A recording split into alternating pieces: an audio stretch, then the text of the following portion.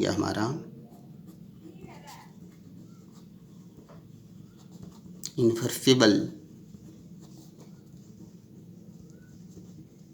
Function अर्थात व्युत्क्रमणीय फलन। व्युत्क्रमणीय फलन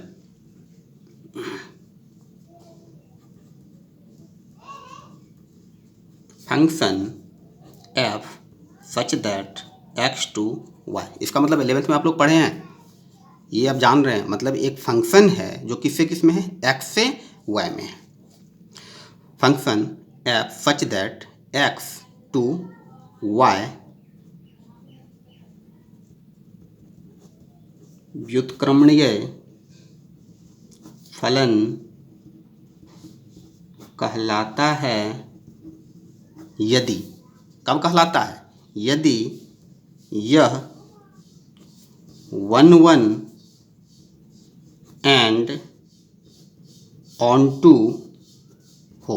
हमने क्या लिखा, फंक्शन व्युत्क्रमणीय फलन कहलाता है, मतलब कोई भी फलन व्युत्क्रमणीय फलन कहलाता है यदि यह क्या हो, 1 1 हो तथा ऑन टू हो। क्या हो, 1 1 हो तथा ऑन टू हो। तो चलिए देखते हैं एक एग्जाम्पल की मदद से। एग्जाम्पल फिर हम लोग कुछ वैसा ही लेते हैं ताकि आपके दिमाग में एक एग्जाम्पल सेट हो जाए। A B 1 2, देखिए ये 1 1 है या नहीं, प्रत्येक के लिए अलग अलग इमेज है, तो ये 1 1 हो गया। y में कोई खाली है क्या, नहीं है, तो यह क्या हो गया, ऑन टू हो गया। तो यह क्या है, अब देखिए हम लिखते हैं f is 1 1 and onto function. f क्या है, 1 1 एंड ऑन टू फंक्शन है, अर्थात f क्या होगा, f इज इन्वर्टिबल अर्थात व्युत्क्रमणीय। अर्थात क्या हो गया यह, मतलब यहाँ जो फंक्शन है वह क्या है, व्युत्क्रमणीय फलन हो गया। ठीक है। यदि हमें कहेगा f का मान निकालने के लिए, कभी कभी 12th क्लास में फंक्शन का वैल्यू मांग देता है या फिर f इन्वर्स मांग देता है, तो यहाँ पे समझ लेते हैं। सपोज करें फंक्शन यदि पूछा तो a से किधर 1 में और b से 2 में, तो a और 1 फिर क्या b और 2, ये हो गया हमारा फंक्शन। यदि हमें f ना पूछ करके f इन्वर्स पूछते, क्या पूछते, इन्वर्स पूछते, तब क्या होगा, ध्यान देना। इन्वर्स का मतलब जस्ट इसका उल्टा, तब क्या हो जाएगा 1a 2b। बात क्लियर हो गई। तो ये हो गया आपका इन्वर्टिबल फंक्शन। तो दोस्तों एक बार फिर से लौट के आते हैं। आपने फंक्शन देखा और इन्वर्टिबल फंक्शन देखा, तो कहना है कौन फंक्शन इन्वर्सिबल होगा और कौन फंक्शन नहीं होगा। ये बातें क्लियर हो गई। तो अब टोटल का निष्कर्ष में एक लाइन में बताता हूँ। जो हमने अभी तक देखा केवल इन्वर्सिबल फंक्शन, तो कौन फंक्शन इन्वर्सिबल होगा, जो फंक्शन 1 1 एंड ऑन टू होगा। बातें क्लियर हो गई। एक बार फिर से देख लेते हैं। तो हमने अभी क्या देखा, इन्वर्सिबल फंक्शन। देखिए हमने देखा इन्वर्सिबल फंक्शन कौन होगा, जो 1 1 एंड ऑन टू फंक्शन होगा। बातें क्लियर हो गई। ठीक है। ऑब्जेक्टिव में यदि पूछ दिया जो कौन इन्वर्टिबल फंक्शन होगा, तो जो फंक्शन 1 1 होगा तथा ऑन टू होगा वही फंक्शन क्या होगा, इन्वर्सिबल होगा। चलिए दोस्तों देखते हैं इससे आगे। चलिए दोस्तों अब हम लोग बात करते हैं ट्रिगोनोमेट्रिक फंक्शन के बारे में। क्या सभी प्रकार के ट्रिगोनोमेट्रिक फंक्शन का इन्वर्स निकालना संभव होगा या सभी प्रकार के ट्रिगोनोमेट्रिक फंक्शन का इन्वर्स नहीं निकलता है। चलिए इसके कॉन्सेप्ट को समझने का प्रयास करते हैं। तो अगला फैक्ट हम लेते हैं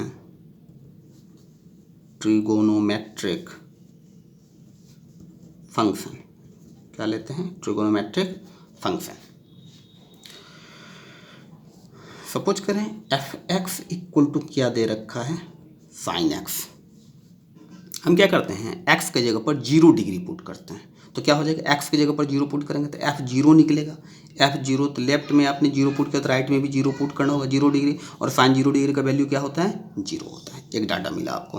फिर हम निकालते हैं यहाँ पे 90 डिग्री। 90 डिग्री को π/2 लिखते हैं दोस्तों, ठीक।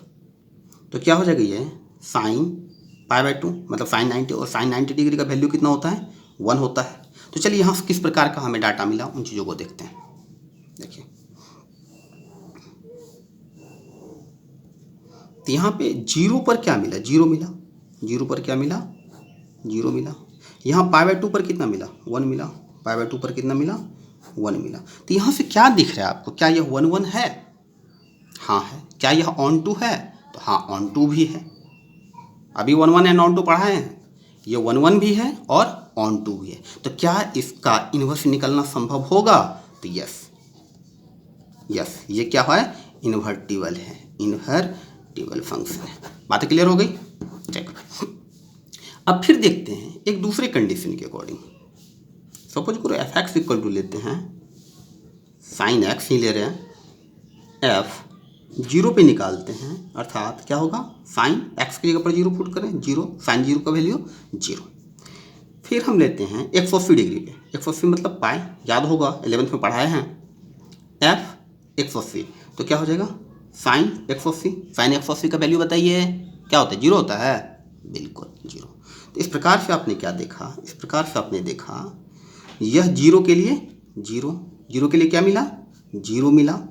और यहाँ पाई के लिए क्या मिला, पाई के लिए भी क्या मिल गया, 0 मिल गया। तो अब बताइए दोस्तों, क्या यह 1 1 है, क्या यह 1 1 फंक्शन है।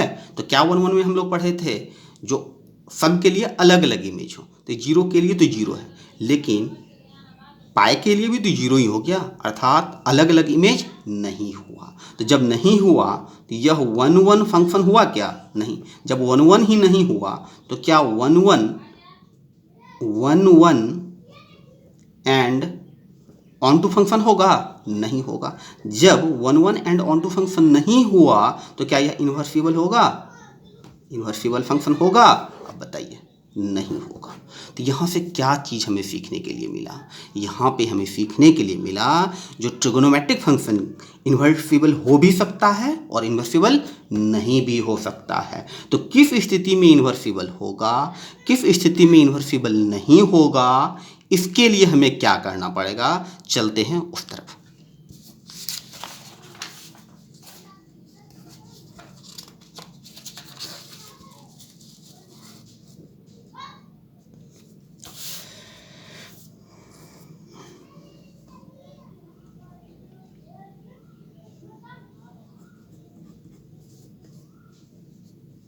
तो क्वेश्चन अब हम लिख रहे हैं, किस स्थिति में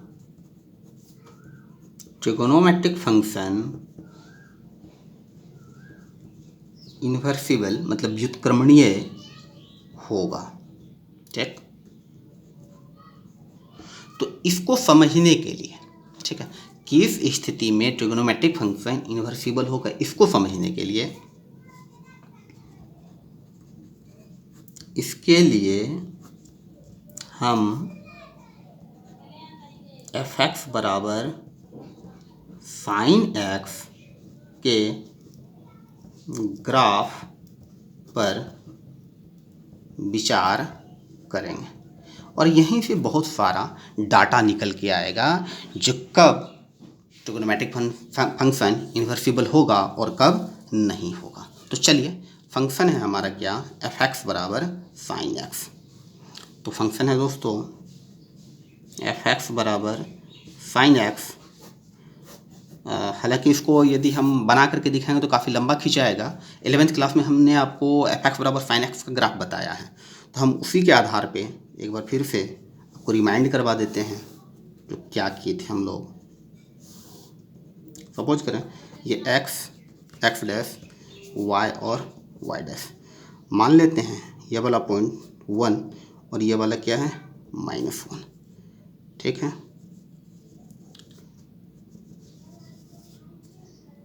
वीडियो दोस्तों लंबा होता जा रहा है, लेकिन थ्योरी को समझने के लिए थोड़ा तो मेहनत करना पड़ेगा।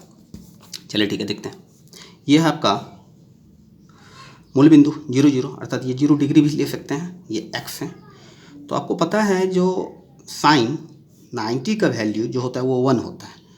तो यहाँ पे 1 कुछ याद होगा आपको, कुछ इस ढंग से ऐसे करके गया था, ठीक है, कुछ ऐसा। ये था हमारा 90 डिग्री π/2, ये है हमारा पाई, तो ये हो जाएगा -π/2 और ये फिर हो जाएगा -π। यहाँ तक तो आपको पता है। चलिए देखते हैं, कुछ टेक्निक को समझते हैं। तो एक्चुअली हमने देखा कि इन्वर्सिबल कब होगा। इन्वर्टिबल कब होगा? जब सबके लिए अलग अलग होगा। सबके लिए क्या होगा? अलग अलग होगा। यहाँ पे आपने देखा जो ये हमारा कहाँ पे चला गया, ये वाला, ये इन्वर्सिबल नहीं हुआ क्योंकि सबके लिए अलग अलग नहीं था।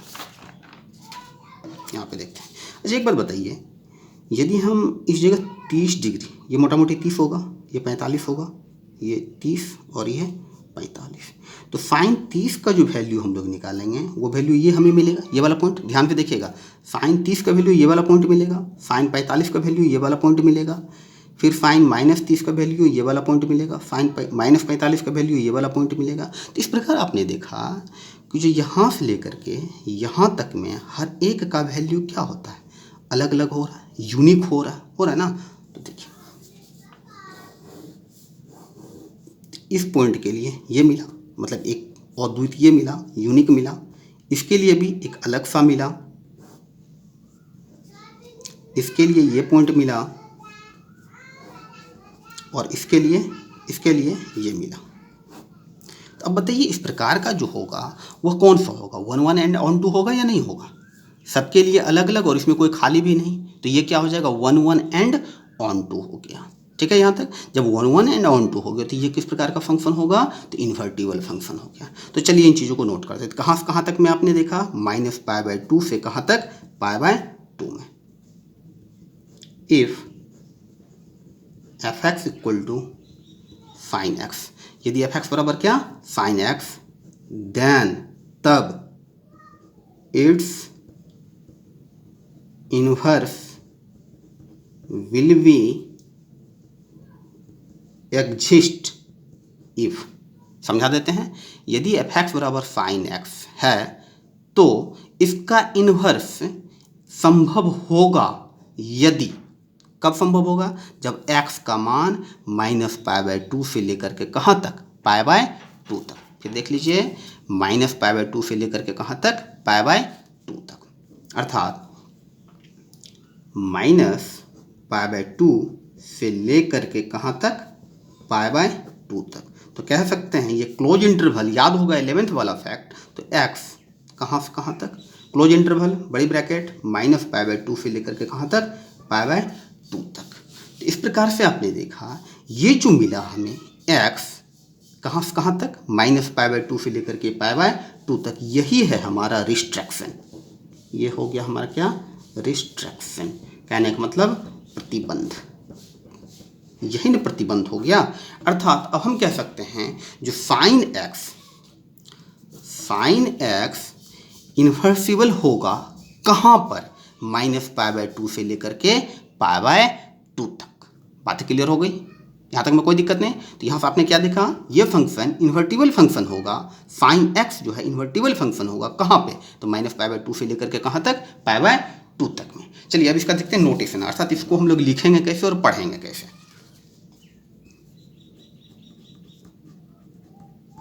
नोटेशन मतलब सूचक, किस प्रकार से हम इसे सूचित करेंगे, इन चीज़ों को समझते हैं। ठीक है, इफ साइन थीटा बराबर क्या? x, हमने क्या लिखा? इफ साइन थीटा बराबर x, देन थीटा बराबर लिखा जाएगा, साइन उस तरफ चला जाता है तो लिखा जाता है इसको साइन इनवर्स x। ठीक है, तो पढ़ेंगे इसको कैसे? साइन इनवर्स x ऐसे पढ़ा जाता है। रीड एज मतलब पढ़ना है कैसे करके? Sine inverse x। क्लियर है? एक और करके देखते हैं। इफ कॉस थीटा बराबर x, देन थीटा बराबर क्या हो जाएगा? Cos inverse x. कैसे पढ़ेंगे? थीटा बराबर कॉस इनवर्स एक्स। यहाँ तक में कोई दिक्कत नहीं दोस्तों। चलिए देखते हैं आगे। कुछ नोट करके हम लोग समझ लें। कुछ नोट को, जो पूरा चैप्टर में आप परेशान होते रहते हैं इन चीज़ों के लिए, तो सबसे पहला नोट हम कर रहे हैं, साइन इनवर्स एक्स को क्या हम साइन एक्स का होल इनवर्स लिख सकते हैं दोस्तों? जी नहीं, ऐसा लिखना गलत है। दूसरी बात, क्या साइन इनवर्स एक्स को हम लोग 1/sin x लिख सकते हैं? क्या साइन इनवर्स एक्स को 1/sin x लिख सकते हैं? नहीं लिख सकते। तीसरा, यदि साइन इनवर्स एक्स बराबर थीटा, ध्यान दें, यदि साइन इनवर्स एक्स बराबर थीटा, तब एक्स बराबर, ये साइन इनवर्स उधर चला जाएगा तो साइन थीटा। क्लियर है? तीसरी बात, कुछ और बातों को समझ लीजिए। चौथी बात, ट्रिगोनोमेट्रिक फंक्शन में हम लोग एंगल की मदद से, ट्रिगोनोमेट्रिक फंक्शन का वैल्यू निकालते हैं। क्लियर है? हमने क्या कहा? ट्रिगोनोमेट्रिक फंक्शन में एंगल की मदद से ट्रिगोनोमेट्रिक फंक्शन का वैल्यू निकालते हैं, जबकि इन्वर्स ट्रिगोनोमेट्रिक फंक्शन में हम लोग एंगल को ही निकालते हैं। अंतर समझ में आ रहा है? ट्रिगोनोमेट्रिक फंक्शन में क्या निकालते हैं? एंगल की मदद से ट्रिगोनोमेट्रिक फंक्शन का वैल्यू निकालते हैं, जबकि इन्वर्स ट्रिगोनोमेट्रिक फंक्शन में हम लोग क्या निकालेंगे? एंगल निकालेंगे। मोटे तौर पर एक बात और आप समझें, ट्रिगोनोमेट्रिक फंक्शन और इन्वर्स ट्रिगोनोमेट्रिक फंक्शन बिल्कुल एक दूसरे के, मोटे तौर पर बता रहे हैं, एक दूसरे के अपोजिट काम करता है। अर्थात यदि इसका यह रेंज है कुछ, तो ये इन्वर्स ट्रिगोनोमेट्रिक फंक्शन का डोमेन बन जाता है, और यदि इसका डोमेन है तो वह क्या बन जाता है? रेंज बन जाता है। अर्थात ट्रिगोनोमेट्रिक फंक्शन और इन्वर्स ट्रिगोनोमेट्रिक फंक्शन में रेंज तथा डोमेन बिल्कुल चेंज हो जाता है। क्लियर है दोस्तों? चूँकि वीडियो काफ़ी लंबा हो गया है, इस वीडियो को यहीं पे ब्रेक करते हैं, और अगले में हम लोग देखेंगे, अगले वीडियो में देखेंगे हम लोग कि जो इन्वर्स ट्रिगोनोमेट्रिक फंक्शन के डोमेन एंड रेंज पे बात करेंगे। ठीक है? और डोमेन एंड रेंज को याद रखने का एक टेक्निक भी हम आपको बताएंगे। तो चलिए दोस्तों, इस वीडियो में यहीं तक। धन्यवाद।